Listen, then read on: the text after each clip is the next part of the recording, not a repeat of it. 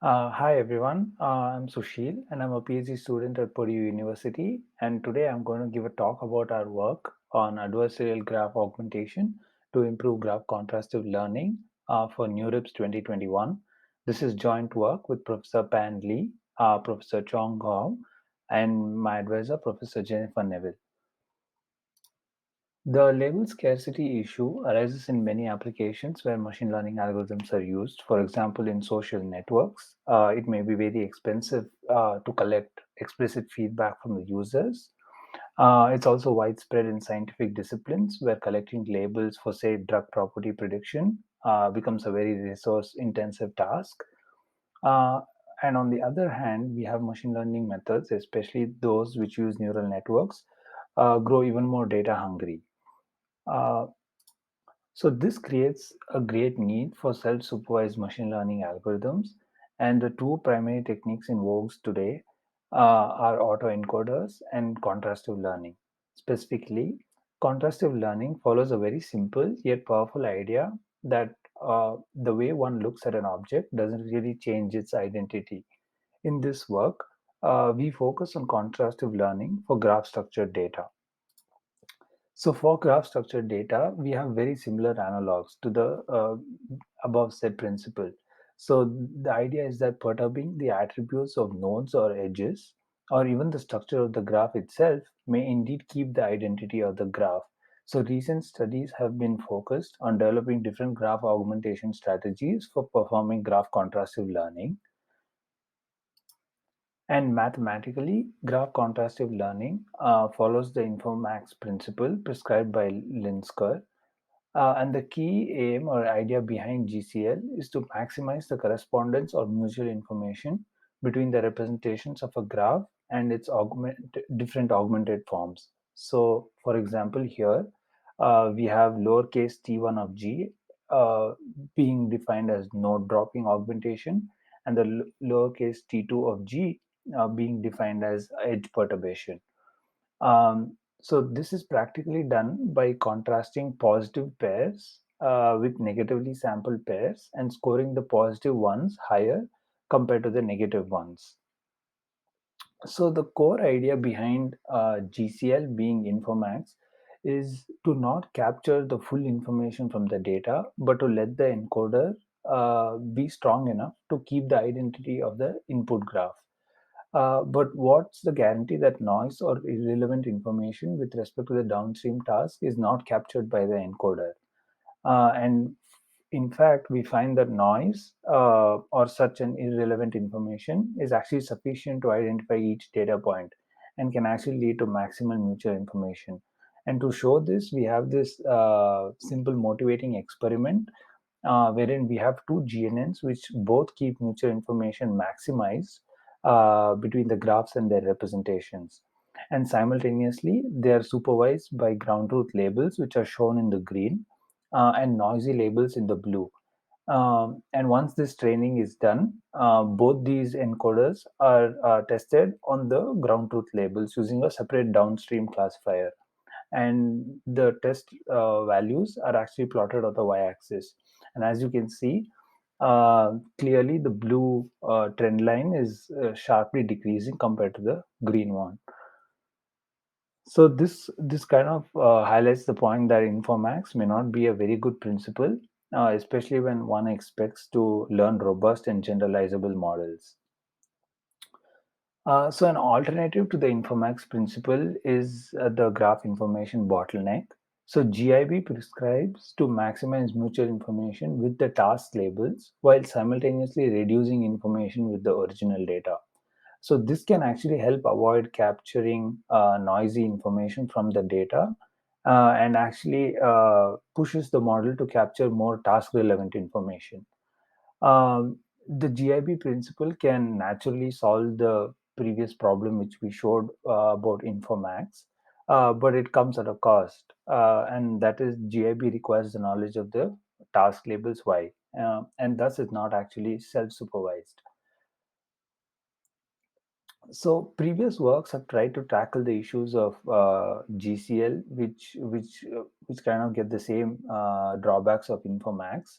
by proposing various different predefined ways of performing graph augmentation, and they can help control the kind of information that is kept by the encoder. Uh, all these methods require extensive evaluation using some kind of a held out validation set, which can be hard to come by, especially when the labels are very scarce. They also require very specific domain knowledge, and they tend to be dataset specific. Some of the examples of graph augmentation are node dropping, edge dropping, or like subgraph sampling or attribute masking.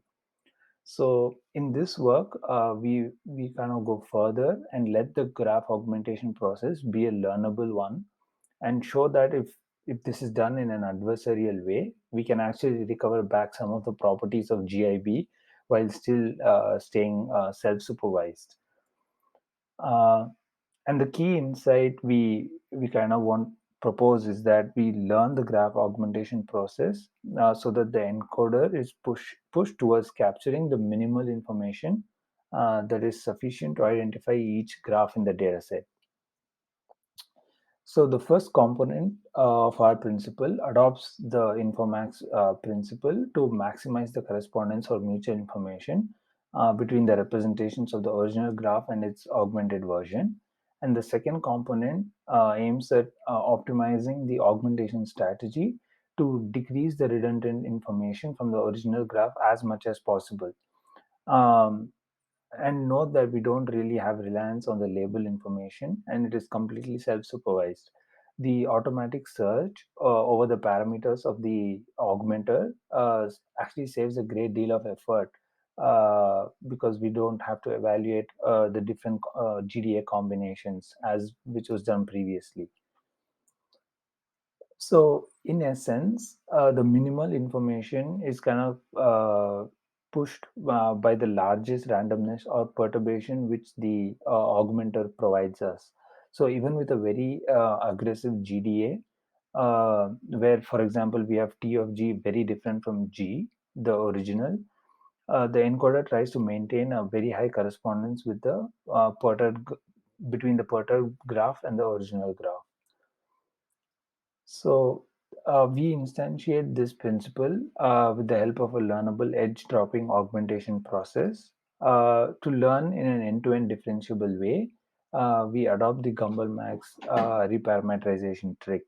So as you can see from the original graph G, uh, the learnable graph augmentation is again instantiated as a GNN, which provides us node embeddings, and edge embeddings are kind of formed by taking two node embeddings and concatenating them. And a simple MLP is used to provide us parameters for each edge. And by sampling from these Bernoulli parameters, we are able to drop or keep edges. So this can be done in a soft way using the Gumbel-Max reparameterization trick, and the dropping probability can be learned. We also propose to regularize the space of the possible augmentations for better control over what information is captured. So this is essentially done by adding a regularization objective, which is basically trying to minimize the average edge dropping probabilities. And this is done so that we don't want the uh, edge dropping to be too aggressive. The exact mathematical characterization of why we need this regularization is shown completely in the paper. The first set of experiments we focus on are on unsupervised graph level property prediction.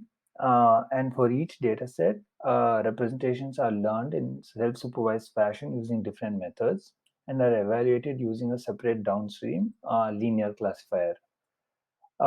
So here in the red, we have some of the baselines which we choose. The RUGIN is a random untrained GIN. Infograph and GraphCL are both graph contrastive learning methods, which use different kinds of augmentation techniques. In the ablations, we have the non-adversarial version of our algorithm, which only uses a random edge dropping augmentation, which is non-learnable. And the fix and OPT basically correspond to V fixing the edge drop ratio or we optimize the edge drop ratio based on the validation set. So it's quite clear that even with the fixed version of our adversarial process, it gives us significantly better results over all of the baselines across all the other data sets. And when a validation data set is available for us to tune the regularization parameter lambda, it gives us an even better performance boost. And this is the same story with the other set of benchmark data sets we choose from the OGB data set too. And next, we have transfer learning experiments, where here the task is to first pre-train these GNNs on a very large data set. So, for example, here we have the Zinc 2 million data set and the PPI 306,000 data set. And once the pre-training is done, we fine-tune each one of these models using complete label information on the fine-tune data set. Uh, and it's quite clear that our method, which is still the fixed version, which again, just to remind, doesn't really use the validation set, outperforms all the other methods in 6 of the 9 data sets. And an interesting fact is also that it may be worse in certain selected combination of ways in which you do graph augmentation. Um, but however, in practice, we really have no clue uh, for which particular application a particular graph augmentation has to be used.